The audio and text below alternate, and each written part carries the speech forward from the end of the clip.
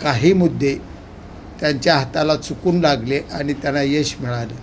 त्यामुळे त्यांना वाटते आताही तसंच घडेल. लोकसभा आणि विधानसभा यातला मोठा फरक आहे.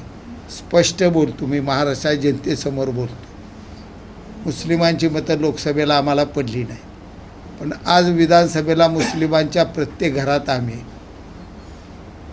प्रत्येक मुस्लिमाची आई बहीण आमच्या गालावनं हात फिरवून आम्हाला मत देणार आहे. आम्हाला खात्री आहे. आम्ही त्यांच्यासाठी 40 वर्षे काम केलेलं.